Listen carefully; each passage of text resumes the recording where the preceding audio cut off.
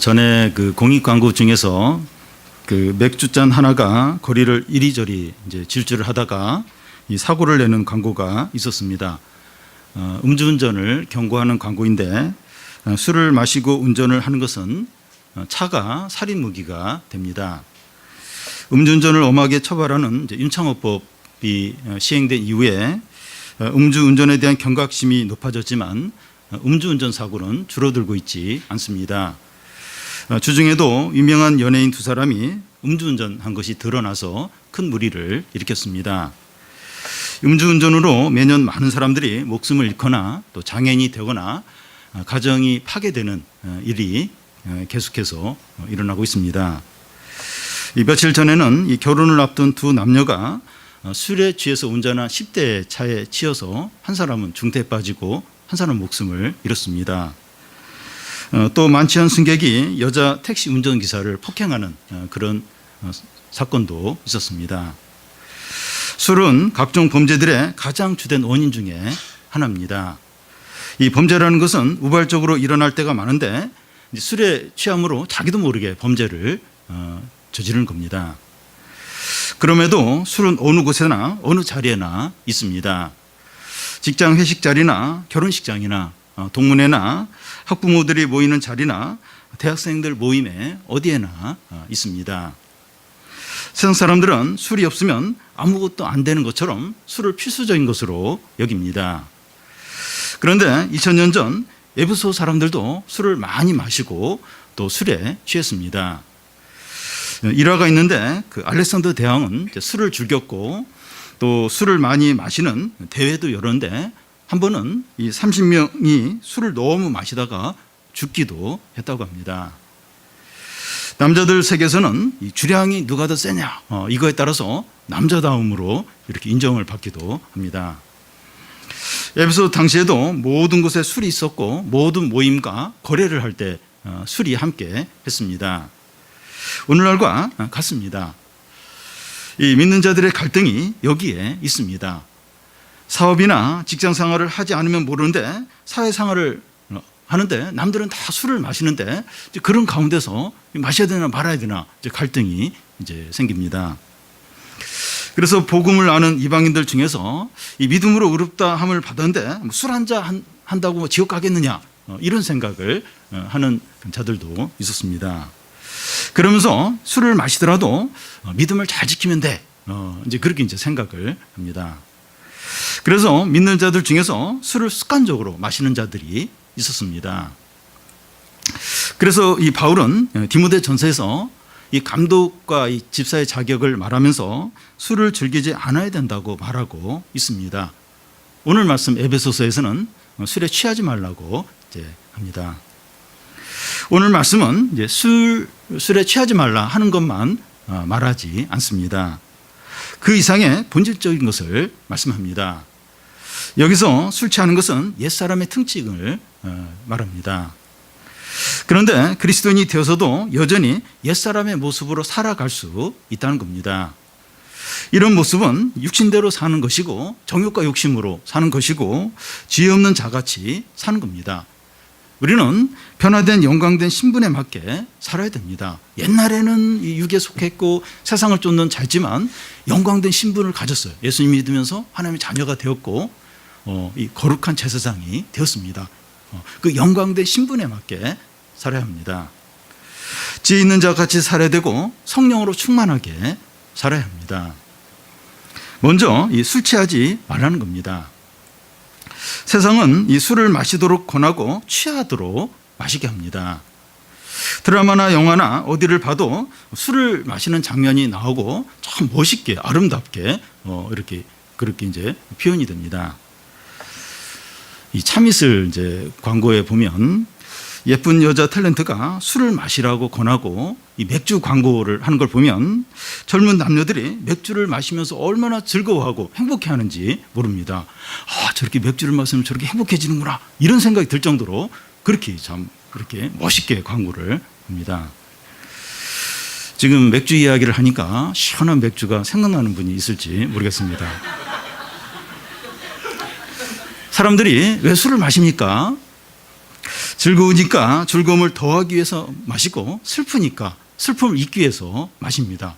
그러니까 언제나 술을 마시게 되는 겁니다.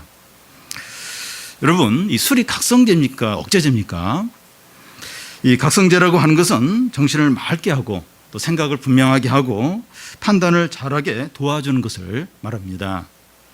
그런데 술 안에 있는 알코올은 중추신경의 기능을 이제 억제, 억압해서 사고력이나 이해력이나 판단력이나 통제력이나 운동 기능을 저해합니다. 술은 각성제가 아니라 억제제입니다. 사람들이 술을 마시면서 기대하는 것과는 반대의 일이 일어나게 됩니다. 전에 러시아 대통령 옐친이 참 술을 좋아했어요. 근데 뭐 정상들과 만나면서도 막 과음을 해가지고 여러 번 실수를 한 적이 있었고, 일본 외상이 이제 공식 선상에서 술이 깨지 않은 상태에서 이렇게 나와서 뭔가를 하려고 했다가 그 자리에서 물러난 적이 있었고, 한국에서는 라디오 진행자가 술에 취해서 혀가 꼬부라진 그런 말로 했다가 그 자리에서 이렇게 내려와야 되는 경우도 있었습니다. 술은 우리의 정신과 몸의 정상적인 기능을 억제합니다. 우리의 마음과 몸에 해를 끼치게 됩니다. 더 나아가서 이 술 취하는 것은 성도들에게 어떤 것이라고 말합니까? 방금 전까지는 술의 어떤 일반적인 어떤 그런 어떤 기능들, 역할들, 해를 이야기했는데 성도들에게는 술 취하는 게 어떤 거라고 말씀합니까? 18절을 보면 술 취하지 말라 이는 방탕한 것이니 오직 성령으로 충만함을 받으라. 술 취하는 것은 방탕한 것이라고 말씀합니다. 이 방탕이라고 하는 것은 무모하고 무절제하고 지각 없고 낭비적인 것을 말합니다. 이 탕자의 비유에 이 탕자가 허랑방탕하다고 말했는데 허랑방탕이 방탕입니다. 허랑방탕을 줄이면 방탕입니다. 이 탕자의 삶은 이 방탕이 어떤 것인지 잘 보여줍니다. 탕자는 아버지로부터 자기 유산을 다 받아서 먼 나라로 가서 술을 마시고 놀고 즐기면서 돈을 다 써버립니다. 돈이 떨어지자 친구들이 다 떠나요. 당장 먹을 것도 없습니다. 아무도 도와주는 사람이 없어서 돼지들이 먹는 쥐염 열매를 먹으려고 하는데 그 열매마저 주는 사람이 없습니다. 그때 탕자가 무슨 말을 하는가 하면 우리 아버지 집의 종들도 부유한데 나는 여기서 굶어 죽게 되었구나 하면서 탄식을 합니다. 이와 같이 방탕이란 자신의 유익과 만족과 쾌락을 위해서 무모하고 무절제하게 사는 것을 말합니다. 이런 모습은 하나님 없이 하나님을 떠난 자의 모습이고 옛사람의 특징입니다. 성사람들은 술에 취해서 살든지 그렇지 않으면 다른 것에 취해서 살아갑니다. 뭐 술에 취하든지 아니면 술에 취하듯이 다른 것에 마음을 빼앗겨서 거기에 빠져서 살아갑니다. 돈 버는 것이나 성공하는 것이나 이 세상의 재미들, 예를 들어 스포츠나 드라마나 SNS나 섹스나 게임이나 음악이나 먹는 재미에 빠져서 살아갑니다. 바울은 에베소 성들에게 술 취하지 말라. 이것은 방탕한 것이라고 말하고 있습니다. 바울은 오늘 우리들에게도 술에 취해서 살아가면 안 될 뿐만 아니라 다른 것들에 취해서 살아가면 안 된다고 말씀합니다. 술 얘기를 하는데 술에 취해서 살아가면 안 될 뿐만 아니라 다른 것들에 뭐에 빠져서 마음을 사로잡혀서 그렇게 살아가면 안 된다는 겁니다. 자기 만족과 재미와 쾌락을 위해서 무절제하고 낭비하는 삶을 살면 안 된다는 겁니다. 그러니까 이런 무절제하고 자신의 쾌락과 만족을 위해서 막 이렇게 그렇게 사는 사람이 꼭 이렇게 막 배우지도 못하고 또 이렇게 뭔가 이렇게 가난하고 또 이렇게 직장도 없는 막 이렇게 막 방황하는 그런 사람들이만 이렇게 사는 것이 아니라 엘리트고 또 공부도 많이 했고 사회적으로 높은 지위에 있는 사람이 평상시 일을 할 때 남들이 볼 때는 이렇게 제대로 하는 것 같은데 그냥 그거 외에 이제 놀 때 또 이렇게 막 밤에 막 이렇게 술 마시고 그럴 때는 이렇게 무절제하게 자신의 쾌락과 만족과 재미를 위해서 방탕한 삶을 사는 사람들이 얼마나 많은지 이제 모릅니다. 그것은 이제 술 취해서 사는 것이고 방탕한 거라는 겁니다. 다음은 이 술 취한 것과 성령 충만한 것의 유사점과 차이점입니다. 바울은 술 취한 것과 성령 충만한 것을 같이 말하고 나서 이 두 가지는 반대되는 점과 유사점이 있다고 말합니다. 사도행전 2장에 보면 베드로와 제자들이 성령 충만한 가운데 방언을 말합니다. 그러자 사람들이 제자들이 새 술에 취해서 지금 술주정을 한다고 비난했습니다. 그러자 베드로는 유엘이 예언한 대로 성령이 각 사람에게 임해서 지금 이렇게 성령 충만해서 지금 방언을 하는 것이라고 설명합니다. 이와 같이 술 취한 것과 이 성령 충만한 것은 반대이면서도 유사한 점이 있는 겁니다. 그러면 술 취한 것과 성령 충만한 것의 유사점을 먼저 살펴보겠습니다. 유사점은 술과 성령은 사람을 지배하고 통제를 한다는 겁니다.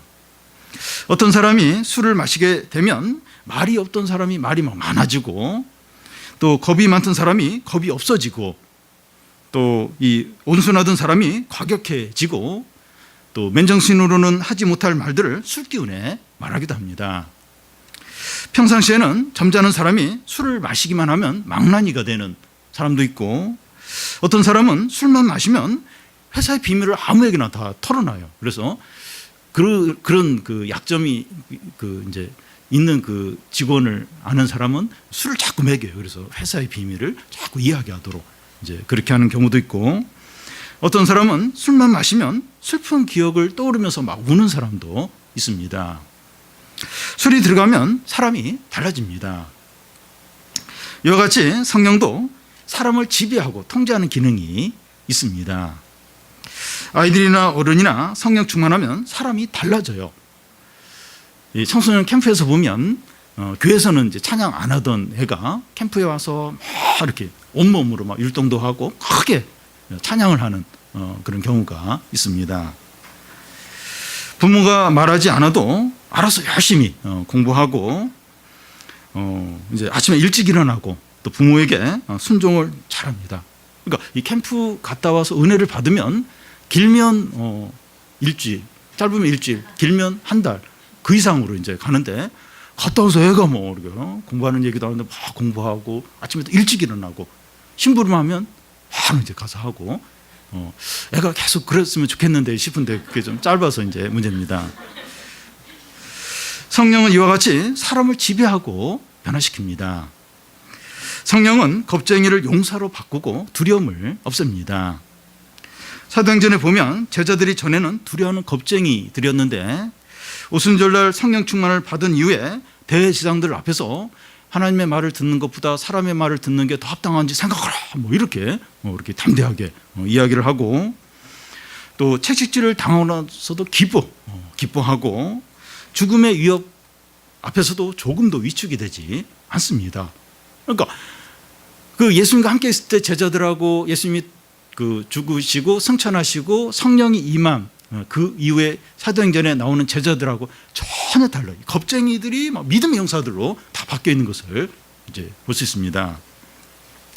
성령 충만하면 성령이 그의 모든 것을 지배하고 통제하게 됩니다. 성령이 우리 자신의 생각이나 말이나 행동에 다 영향을 줍니다. 새 사람이 돼요. 그러니까 술 취했을 때 막 그 술 기운이 그 사람을 바꾸고 술이 그 사람을 막 이렇게 통제하고 지배를 하는 것처럼 성령 충만을 받으면 성령도 그 사람의 모든 걸 지배를 하는 거예요. 그 새 사람이 되게 합니다. 이게 이제 술 취한 것하고 성령 충만의 어떤 비슷한 이제 부분입니다. 그러면 이 술 취한 것과 성령 충만에 반대되는 점은 어떤 것이냐 하는 겁니다. 술 취하는 것이 억제제라면 성령 충만은 각성제라고 할 수 있습니다. 술과 성령의 기본적인 기능은 정반대입니다. 그러니까 유사한 부분도 있는데 실제의 기능은 정반대입니다. 술은 이성과 상식과 이해력과 판단력을 억제시키지만 그러면서 이 육체적인 본능에 충실하도록 이렇게 만듭니다. 그러니까 이 술에 취하면 그냥 육체적인 본능에 더 충실하도록, 왜냐하면 이해력, 판단력, 이런 상식적인 이런 걸 막 이렇게 억제하니까 뭐 애같이, 어른인데 애같이 그냥 이렇게 막 행동을 합니다. 어른인데 막 길에서 막 방뇨를 한다든지, 그러니까 육체적인 본능에 그냥 충실하게 이렇게 만들어 버립니다. 그래서 더 자기중심적이 되고 더 이기적이 되고 더 쾌락적이 되고 더 정욕적이 됩니다. 자기의 감정과 행동을 통제할 수 있는 능력이 현격히 떨어지게 됩니다. 그래서 실수하기 쉽고 유혹에 넘어가기 쉽고 죄짓기 쉽습니다. 그래서 왜 성도가 왜 술을 가까이 하면 안 되나? 왜 술 취하면 안 되느냐? 이것 때문에 그래요. 그러니까 자신의 어떤 의지와 상관없이 현격하게 어떤 판단력, 이해력, 절제력이 떨어지는 겁니다. 죄인인데 딱 정신 차리고 이런 유혹을 이제 이렇게 거절하고 그래야 되는데 현격하게 떨어. 이게 이해력, 판단력, 절제력이 안 돼요. 그러면서 왜 술을 마시면 왜 안 되냐? 막 그런데 술이 이제 이런 역할을 하는 겁니다. 그러니까 이해력, 통제력, 어떤 절제할 수 있는 게 현격하게 떨어지고 육체 본능에 충실하게 만드는 거예요. 실수하기가 얼마나 쉬운지, 죄짓기가 얼마나 쉬운지, 유혹에 넘어가기가 얼마나 쉬운지. 그래서 이제 이게 술이 유익하지 않은 겁니다. 술 마시면 뭐 지옥 가냐 안 가냐 이런 문제가 아니라 유익하지 않은 겁니다. 그런데 이 성령 충만은 어떻습니까? 우리가 성령 충만할 때 오해하는 것이 성령 충만하면 박수를 더 크게 치고 찬양을 더 큰 소리로 하고 기도를 뜨겁게 한다고 합니다. 물론 이제 그런 부분이 있지만 그게 전부가 아닙니다. 성령 충만이라고 하는 것은 삼위 하나님 중에 한 분인 성령 하나님이 우리 안에 계시는 겁니다. 성령 하나님이 우리 마음 안에 계시니까 더 정신이 맑고 더 이해력과 판단력이 좋아지고 모든 부분에서 절제를 하게 됩니다. 그 거룩하고 의로우신 성령님 내 안에 충만히 계신 거예요. 이해력과 판단력과 절제력이 더 많아지죠. 우리의 욕심과 교만과 고집이 현격하게 약해지고 겸손과 사랑과 온유가 가득하게 됩니다. 그렇지 않겠습니까? 교만하고 막 고집 부리고 그런 사람이라 할지라도 이 성령 하나님이 내 안에 충만히 계신 거예요. 겸손하고 온유하고 이제 그럴 수밖에 없습니다. 디모데후서에 보면 하나님이 우리에게 주시는 영은 두려워하는 영이 아니라 사랑과 능력의 근신의 영이라고 하였습니다. 욕심도 덜 생기고 누굴 미워하는 마음도 적어지고 두려움도 작아지게 됩니다. 두려움도 사라지게 돼요. 성령 충만하면 능력과 어떤 사랑하는 힘과 어떤 두려움이 싹 이제 이렇게 물러가면서 그런 어떤 용기와 어떤 담대함, 믿음으로 사는 담대함들이 가득하게 되죠. 성령 충만할 때보다 더 행복하고 더 기쁘고 더 좋을 수가 없습니다. 여러분 그렇지 않겠습니까? 성령 하나님이 내 안에 싹 계신 거예요. 그것보다 더 좋은 상태, 더 기쁜 상태, 더 풍성할 수가 있겠습니까? 사람이 누릴 수 있는 최상의 상태라고 할 수가 있습니다.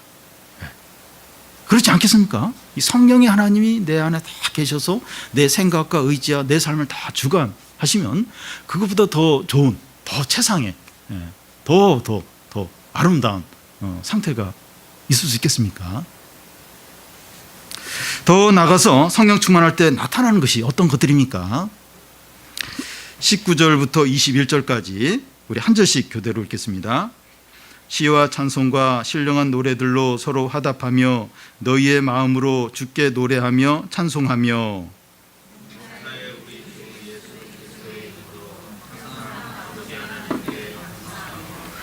그리스도를 경외함으로 피차 복종하라. 여기 서로 화답하며 하는 것은 성도들이 서로에게 축복과 이 격려와 위로의 말을 하는 것을 가리킵니다. 그 말들이 한편의 시와 찬송과 신령한 노래들이라는 겁니다.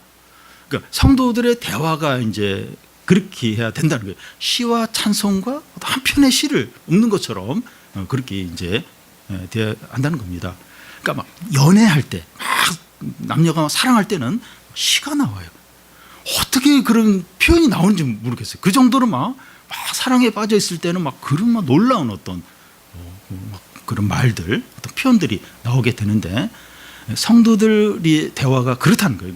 이야기를 하는데 한편의 시와 한편의 찬양과 한편에 놀라운 어떤 그런 말들을 나누게 이제 된다는 겁니다. 이 소모임에서 자기 삶을 나누는데 그 자체가 시와 찬송입니다. 그런 경우가 있어요. 이렇게 모임에서 이렇게 그 자신의 삶을 나눈 걸 성도가 나눈 삶을 들을 때 참 시다, 이 찬송이다, 설교다. 저는 그런 느낌을 받을 때가 종종 있습니다. 지난주 오후 예배 때 두 분이 간증을 했는데 최고의 시와 찬송이었습니다. 우리가 성령 충만할 때 서로 주고받는 말들이 시와 노래와 찬송입니다. 부모가 평상시에 자녀에게 야, 왜 숙제 안 했어? 이렇게 묻는데 이 성령 충만하면 그 뮤지컬 하듯이 아들아, 왜 숙제 안 했니? 엄마 바로 할게요. 얘야, 핸드폰 그만 하지 않아야 될까? 하지 않아야 되지 않겠니? 예, 그만 할게요. 부모와 자녀가 달라요. 평상시와 전혀 대화가 이제 다릅니다. 19절 중간에 너희 마음으로 주께 찬송하며 노래하며 하는데, 하나님께 찬송을 하는데 마음으로 하는 겁니다. 캠프에서 보면 교회에서 전혀 이제 하지 않았던 애들이 마음을 다해서, 온 힘을 다해서 찬양하고 율동하는 것을 볼 수 있습니다. 어떤 때는 이 찬양 가사가 마음에 꽂혀서 오랫동안 그 가사가 생각이 나고, 이 찬양을 하는데 그 가사가 자신의 신앙 고백으로 이렇게 찬양을 이제 하기도 합니다. 찬양하는 것이 하나도 힘들지 않고 너무나 기쁘고 행복합니다. 이것이 마음으로 찬양하는 겁니다. 하나님을 사랑하고 너무나 기쁘고 찬양하지 않고서는 견딜 수 없기 때문입니다. 이제 성령 충만할 때 이게 마음으로, 온 마음으로 찬양하게 됩니다. 20절 앞에 보면 범사의 우리 주 예수 그리스도 이름으로 항상 아버지 하나님께 감사한다고 되어 있습니다. 성령이 우리 안에서 약할 때는 이 불평과 원망과 짜증이 나옵니다. 그런데 성령 충만할 때는 어떤 상황에서도 감사하게 됩니다. 그래서 우리 가족들 가운데서 보면 말들이 자꾸 짜증과 원망이 나오고 막 이렇게 뭐 하는 거 보기가 싫고 막 그럴 때는 이제 성령이 너무 약한 거예요.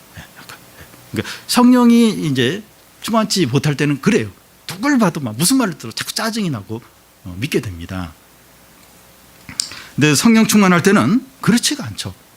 확 전과 같으면 확 자존심이 상하고 막 화가 날 그런 말인데 그냥 이렇게 잘 용납이 되는 거예요.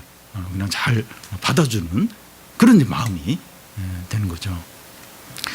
바울과 실라는 채찍질을 맞고 빌립보 지하 감옥에 갇혀 있을 때 밤에 하나님을 찬양했습니다. 등에서 이제 채찍질을 맞은 그 피들이 막 줄줄 흐르는데 그런 가운데 찬양을 했습니다. 바울은 감옥 안에 갇혀 있으면서 감옥 밖에 있는 성도들에게 항상 기뻐하고 감사하라고 그런 편지를 보냈습니다. 자기보다 훨씬 좋은 상황에 있는 성도들에게 감옥에 갇혀 있으면서 항상 기뻐하고 감사하라고 그렇게 권면하는 편지를 보냈습니다. 다윗의 시편에 보면 처음 시작할 때는 다윗이 고난 가운데 시편을 많이 썼는데 막 이렇게 절망하고 막 두려운 가운데 시편을 시작하지만 중간 이후부터 넘어가면서 막 찬양과 감사로 시편이 마무리되는 것을 보게 됩니다. 우리가 성령 충만할 때 모든 상황에서 하나님께 감사하게 됩니다. 좋은 일들이 생겼거나 생길 것이기 때문이 아니라 하나님께서 그리스도 안에서 모든 좋고 영원한 것들을 풍성하고 충만하게 주셨기 때문입니다. 이 좋은 일이 생겼어요. 좋은 일이 생길 것 같아요. 그래서 막 그걸 생각하면서 막 하나님께 감사하는 게 아니라 하나님께서 그리스도 안에서 너무 좋고 영원한 축복들, 은혜들을 많이 주셨기 때문에 상황과 상관없이 감사를 하는 겁니다. 하나님 아버지의 은혜와 예수 그리스도의 사랑으로 인해서 감사하는 겁니다. 하나님의 은혜, 예수 그리스도 사랑, 그것만 생각해도 뭐 너무 좋은 거예요. 감사하는 겁니다. 그래서 성령 충만할 때는 그 21절에 보면 그리스도를 경외함으로 피차 복종하라는 겁니다. 성령 충만하면 사람과의 관계가 회복이 돼요. 가족 관계든지 참 이렇게 사람들과 관계가 성령 충만하면 회복이 됩니다. 피차 복종해요. 피차 복종함으로 나타납니다. 성령 충만이라고 하는 것은 자기가 은혜 받았기 때문에 자기 마음대로 행동하는 것이 아닙니다. 은혜 받았으면 다른 사람에게 더 겸손하고 제한받아야 됩니다. 고린도 교회에 무슨 문제가 있었는가 하면 교인들이 은사를 많이 받았기 때문에 은사들끼리 서로 이 충돌이 일어나면서 갈등이 생겼습니다. 말씀과 예언과 방언과 찬송시의 계시를 이제 받은 자들이 서로 자기가 먼저 하려고 다퉜습니다. 내가 지금 예언을 해야 된다. 내가 지금 찬양을 해야 된다. 그러면서 막 자신의 은사를 막 서로 먼저 하려고 막 서로 이제 다툰 겁니다. 하나님의 은혜를 받았으면 서로에게 제한을 받으면서 질서가 있어야 한다는 겁니다. 왜냐하면 성령은 참 온유한 분이기 때문에 성령 충만을 받으면 다른 사람에게 더 이렇게 제한받고 또 질서가 있어야 이제 하는 겁니다. 이 성령 충만하게 되면 누가 가장 크게 보이게 됩니까? 자기 자신이 아니라 하나님입니다. 우리 자신은 너무 작게 보이고 그리스도가 크게 보입니다. 그러니까 욕심이 가득하게 되면 하나님이 안 보여요. 자기 자신만 크게 보이는데 성령 충만하게 되면 자기는 너무 작게 보이고 하나님이 너무나 크게 이제 보입니다. 하나님을 강하게 느끼며 그리스도를 더욱 경외하게 되죠. 하나님이 더 강하게 느껴지는 거예요. 그러면서 주님을 더 경외하게 됩니다. 성령 충만하게 되면 이제 그런 변화들이 이제 일어나게 되는데 예수 그리스도가 어떤 삶을 살았는가 보면 또 이렇게 겸손하지 않을 수 없습니다. 예수님이 어떤 삶을 사셨습니까? 자기를 비우시고 자신을 한없이 낮추셔서 죽기까지 순종을 하셨습니다. 그러니까 우리가 믿는 주님이 그렇게 삶을 살았습니다. 예수님은 섬김을 받으러 온 것이 아니라 섬기러 왔고 자기 자신을 대속의 속죄 제물로 드리셨습니다. 그래서 바울은 성도들 사이에 다툼이 있는 빌립보 교인들에게 예수님의 마음을 품으라고 했습니다. 성령 충만하면 그리스도의 마음을 품게 됩니다. 자신을 비우고 낮추고 죽기까지 순종하신 그 예수님 마음을 이제 품게 됩니다. 더 이상 자기 중심적이거나 이기적이거나 욕심적으로 생각하지 않습니다. 그러니까 성령 충만하면 예수님 마음을 품게 돼요. 그래서 더 이상 이렇게 자기를 주장하거나 이기적이 되거나 교만하거나 그렇게 되지 않는다는 겁니다. 그래서 나는 믿음이 좋고 나는 예배를 드렸고 성경을 읽었고 근데 막 마음이 그렇게 교만한 거예요. 이기적이고 막 다른 사람 미워하고 그러면 이게 성령 충만한 게 아닌 거예요. 내가 지금 성령 충만하지 않구나. 내가 예배를 드렸고 성경을 읽어도 내가 지금 이 성령이 바닥이 났구나. 그걸 인정하고 하나님께 겸손하게 이렇게 성령 충만하게 해달라고. 내 지금 상태가 아주 안 좋다고 그러면서 하나님께 도움을 구해야 됩니다. 이 피차 복종하라고 하는데 이 피차라고 하는 것은 부부관계, 이 부모와 자녀 관계, 주인과 종과의 관계, 교인들과의 관계, 모든 사람들과의 관계를 말합니다. 성령 충만한 자는 자기만을 생각하지 않고 다른 사람의 유익과 행복과 필요와 권리를 생각합니다. 이 복종한다고 하는 것은 존중한다는 의미예요. 피차 복종하라. 이 얘기는 피차 존중하라 하는 의미와 같습니다. 성령 충만하다고 하는 것은 자기 확신과 교만 가운데서 자기를 주장하는 것이 아니라 다른 사람에게 통제받고 제한을 받는 겁니다. 그러니까 이 성령 충만하다. 다른 사람을 막 이렇게 주장하고 자기 생각대로 막 그렇게 강제로 하도록 하는 것이 아니라 자기가 기꺼이 다른 사람에게 제한을 받는 거죠. 통제를 이제 받는 겁니다. 공동체와 약한 자들과 다른 사람의 유익에 더 민감해지는 겁니다. 약한 사람, 또 이렇게 힘들어하는 사람, 그 사람들에게 더 민감해지고 그 사람들의 필요를 더 많이 생각하게 됩니다. 이것이 예수님의 마음을 품는 것이고 성령 충만한 겁니다. 그래서 나는 은혜 받았고 내 신앙은 지금 굉장히 좋으니까 너희들은 다 내 말을 들어야 된다. 내 중심이 돼야 된다. 나를 따라야 된다. 그게 아니고 제일 약한 사람, 지금 힘들어하는 사람, 그런 사람들에 더 민감해요. 그 사람들의 어떤 유익과 어떤 필요를 더 생각을 하게 된다는 겁니다. 그래서 그 신명기서에 보면 하나님이 그 이스라엘 백성들에게 너희들이 가나안 땅에 들어가면 과부와 고아와 나그네를 잘 대접해라. 그러니까 하나님이 그런 분이세요. 약한 사람들, 힘없는 사람들, 그들을 제일 관심을 갖고 돌보는 그런 분이십니다. 그 하나님이 우리 안에 계신다면 더더욱 우리가 그렇게 해야 한다는 겁니다. 특히 교회와 가정 안에서 그리스도를 경외함으로 피차 복종해야 합니다. 내 필요가 있고 내가 행복해야 되고 내 입장이 있다면 다른 사람도 똑같은 필요와 행복과 입장이 있다는 겁니다. 나보다는 다른 사람의 유익이 먼저이고 하나님의 영광이 제일 우선해야 됩니다. 사람의 일보다 하나님의 일을 먼저 생각하는 겁니다. 그래서 우리는 이 원래부터 죄인이기 때문에 내 입장, 내 생각, 내 유익, 그거 중심이에요.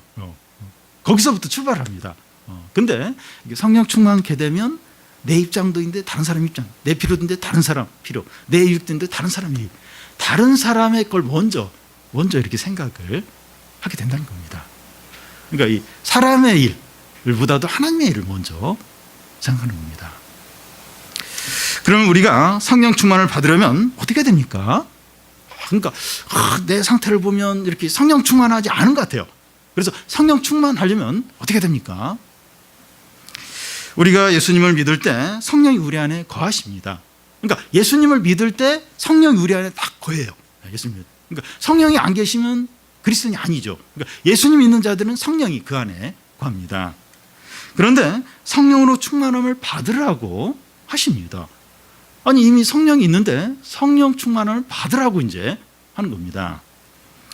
현재 진행형으로 말씀하고 있습니다. 계속해서 성령 충만을 받으라는 겁니다. 사도행전에 보면 제자들이 성령 충만을 반복해서 받는 것을 볼 수 있는데 그런 식으로 성령 충만을 계속해서 받으라는 겁니다. 내가 전에 성령 충만 한번 받았는데 자꾸 그때 기억만 해. 자꾸 그때 이야기만 합니다. 그러면 안 되고 만나를 매일매일 거둬야 하는 것처럼 성령 충만을 매일 매순간 계속 받아야 한다는 겁니다. 어제는 성령 충만하는데 오늘은 성령 충만하지 않을 수 있어요. 아침에는 성령 충만했는데 그 오후가 되니까 화와 욕심과 막 그게 가득할 수 있습니다. 그러니까 매일매일 매순간 계속해서 성령 충만을 받아야 한다는 겁니다.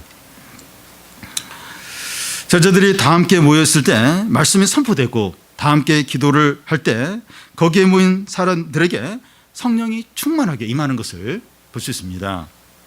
그래서 우리가 성령 충만하려면 말씀을 가까이 하고 모이기를 힘쓰고 죄를 버리고 성령을 간절히 구해야 됩니다. 이 방법 외에 성령 충만을 받을 수 있는 방법이 없어요. 말씀을 가까이 하고 함께 모이는 겁니다. 그리고 성령을 간절히 구하는 거죠. 그리고 죄를 버리는 겁니다. 이제 그렇게 할 때 이제 성령 충만을 이제 누리게 되는 거죠. 우리는 술 취하거나 성령으로 충만하거나 둘 중에 하나입니다. 여기 보면 그렇게 나와 있어요. 술 취하지 말라. 이는 방탕한 것이니 성령 충만을 받으라. 그러니까 술 취하든지 성령 충만하든지 둘 중에 하나입니다. 여기서 이제 술 문제를 한번 생각을 해보겠습니다. 술 한잔 하는 것은 괜찮지 않을까? 오늘 말씀에도 술 취하지 말라 했지 술 한잔 하지 말라. 그런 말씀은 없지 않느냐 할 수 있습니다. 그런데 실제로 술 한 잔만 하는 것이 가능합니까? 실제로 보십시오. 술 한 잔만 딱 분위기를 위해서 한 잔만 딱 하는 게 가능합니까? 물론 가능할 수 있어요. 근데 주위에서 가만히 안 놔둡니다. 한 잔 했는데 왜 두 잔은 왜 안 받으려고 하면서 주위에서 뭐 한 잔 더 하도록 계속 그렇게 막 집요하게 요구를 하고 또 한 잔 이렇게 먹으면 약간 알코올기가 들어가면서 두 잔 하기는 더더욱 쉽습니다. 본인이 그냥 이렇게 또 그거 달라 그러면서 더 마실 가능성이 많습니다. 그래서 이 술 한 잔만 하겠다고 하는 사람들은 술 취할 가능성이 많습니다. 이렇게 술 취할 생각은 없었고 그냥 딱 한 잔만, 분위기를 위해서 딱 한 잔만 하려고 했는데 이렇게 됐다. 그러니까 그러기가 너무나도 쉽습니다. 교인들 중에 술 마시는 사람들이 있습니다. 아빠가 술 취해서 들어오고 자녀들도 술 취해서 들어옵니다. 아빠가 술 취해서 들어온 자녀에게 무슨 말을 하겠습니까? 술을 이제 적당히 좀 마셔라. 이렇게 말을 해야 합니까? 자녀는 술 취한 아빠에게 뭐라고 조언을 해야 됩니까? 믿지 않는 가정과 차이가 있습니까? 무슨 말을 해야 되겠습니까? 다 믿는 사람인데 아빠도 술 취해서 들어오고 자녀도 술 취해서 들어오고 서로 무슨 얘기를 할 수 있겠습니까? 물론 술을 한 번씩 마시고 취한다고 해서 지옥 가는 것은 아닐 수 있습니다. 그렇지만 술 문제에서 신앙을 타협을 한 것입니다. 술 문제뿐만 아니라 우리의 삶에서 다양한 욕심과 죄의 유혹들에 대해서 타협을 할 수 있습니다. 술 문제는 한 부분이고 여러 부분에서 자신의 욕심들, 유혹들 여러 가지 있어요. 각자 약한 부분들. 그런 부분에서 신앙적인 타협을 할 수 있다는 겁니다. 술이 그냥 한 잔만 할 건데 한 잔만 딱 하고 싶고 한 잔만 하려고 했는데 결과적으로는 술 취해 버리는 거예요. 그 술의 지배를 받는 것처럼 우리의 여러 다양한 욕심들이 있어요. 죄의 유혹들이 있어요. 거기에서 타협을 하게 되면 술 취하는 것처럼 어느 순간인가 그 욕심에 그 죄의 유혹에 빠져버리게 된다는 겁니다. 우리가 이런 상태에 있다면 하나님을 경외하는 게 맞습니까? 술 한 잔, 어떤 욕심에 타협을 이렇게 하고 이게 하나님을 경외하는 거 맞습니까? 하나님을 마음을 다하여 사랑하는 것이 맞습니까? 하나님을 마음을 다해 사랑한다면 술 이런 부분을 타협을 하겠습니까? 제 유혹들, 어떤 욕심들 그런 부분에 타협을 하면서 그걸 허용을 하겠습니까? 자기를 부인하고 자기 십자가를 지고 주님을 따라가는 거 맞습니까? 내가 날 부인하고 자기 십자가를 지고 주님을 쫓는다면 술 문제에 있어서 그렇게 이렇게 허용을 하고 또 다른 욕심들, 제 유혹에 대해서 그렇게 허용을 하고 거기에 빠지는 게 가능하겠습니까? 진짜 자기를 부인하고 자기 십자가를 지고 주님을 쫓으면서 실제로 그게 가능하겠습니까? 우리가 하나님의 자녀이고 거룩한 제사장이고 모퉁이 돌 대신 예수님께 붙어 있는 자로서 합당합니까?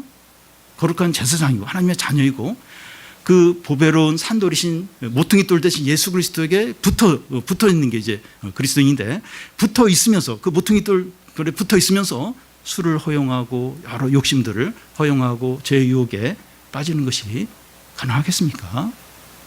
우리가 그런 걸 합리화시킬 수 어떻게 지금 세상에 살면서 그런 것까지 안 할 수 있느냐? 이런 건 어쩔 수 없다. 그런데 실제로 하나님을 경외하고 또 이 자기를 부인하고 자기 십자가를 지고 주님을 쫓고 내가 하나님의 자녀고 그리고 거룩한 제사장이고 그렇다면 그게 가능하겠느냐 하는 겁니다. 술에 취하든지 성령 충만하든지 둘 중에 하나입니다. 물론 우리는 연약해서 왔다 갔다 할 때가 있습니다. 그런데 성령 충만한 가운데 살려고 하는데 어쩔 수 없이 한 잔 하는 것과 술에 취하는 것을 합리화시키고 당연히 여기고 즐기는 것은 전혀 다릅니다. 아이고 괜찮아.